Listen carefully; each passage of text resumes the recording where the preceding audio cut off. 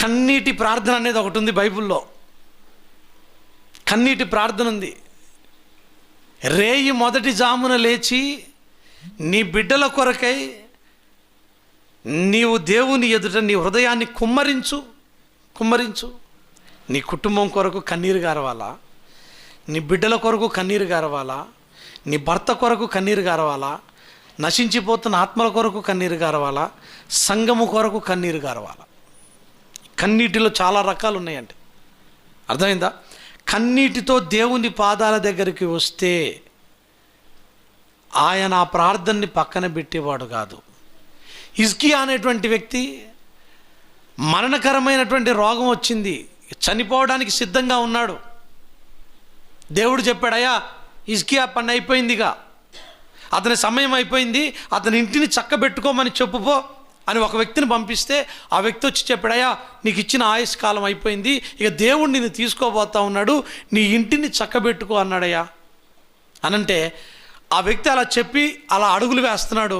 ఇతను గోడ వైపు తిరిగి ప్రార్థన చేశాడు. అది అక్కడ ఉంది. నీవు కన్నీళ్లు విడుచుట చూచి తిని నీ ప్రార్థన నేను అంగీకరించి ఉన్నాను. గట్టిగా స్తోత్రం చెప్పండి.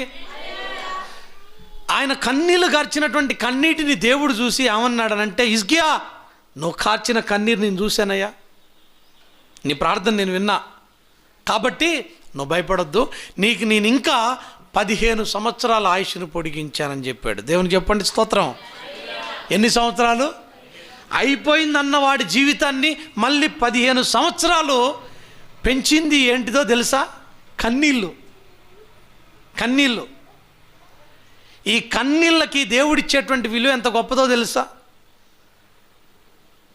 దేవదూతలు కన్నీళ్ళు గారవరు, ఒక మానవుడే కన్నీరు గార్చేది.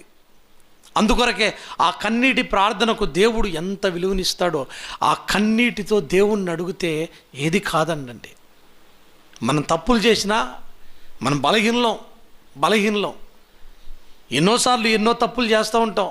కానీ దేవుడి దగ్గరకు వచ్చినప్పుడు, దేవా నేను తప్పు చేశాను కానీ క్షమించు ప్రభువా, నన్ను మన్నించయ్యా యేసు నామములో అని అంటాం మనం. కానీ చేసినటువంటి తప్పును బట్టి దేవుని పాదాల దగ్గర కన్నీరు కార్చాల. పాపాత్మురాలైనటువంటి స్త్రీ యేసయ్య ఒక ఇంట్లో ఉన్నాడని తెలుసుకొని వచ్చి ఆయన కాళ్ళ మీద పడి కన్నీటితో ఆయన కాళ్ళను గడిగితే ఆ కన్నీటిని చూసినటువంటి ప్రభు ఆమెతో చెప్పాడమ్మా, నిన్నటి దాకా నువ్వు అసమాధానంతో ఉన్నావుగా, ఏ రోజైతే నీ కంటిలో నుంచి కన్నీరు నా పాదాల దగ్గరకు వచ్చినాయో నీకు సమాధానం ఏర్పడ్డది, నువ్వు సమాధానం కలదాని వెళ్ళిపో అని ఆమెతో సమాధానంతో పంపించేశాడు. అంటే ఎందుకు నేను ఈ మాట చెప్తున్నాను అంటే, ఒక క్రైస్తవుడికి కన్నీరు అనేది చాలా అవసరం.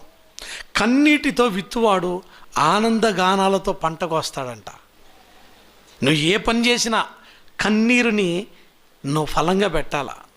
దేవుని సన్నిధి, నీ అతిక్రమాల కొరకే కన్నీరు గార్చు, నీ కుటుంబం కొరకు కన్నీరు గార్చు, నీ ఆత్మీయ జీవితం కొరకే కన్నీరు గార్చు. వ్యర్థమైన వాటి కొరకే ఏడుస్తాం కానీ అవసరమైన వాటి కొరకు మాత్రం ఏడవం మనం.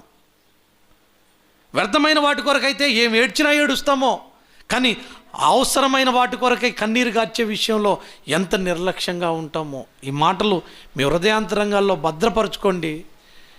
దేవుణ్ణి అడిగేటప్పుడు ఎలా అడగాలి అనంటే, ఒకటి విశ్వాసంతో అడగాలి, రెండోది దేవుని చిత్తానుసారంగా అడగాలి, మూడోది ఆసక్తితో అడగాలి, నాలుగోది పట్టుదలతో అడగాలి, ఐదోది ఉపవాసంతో అడగాల.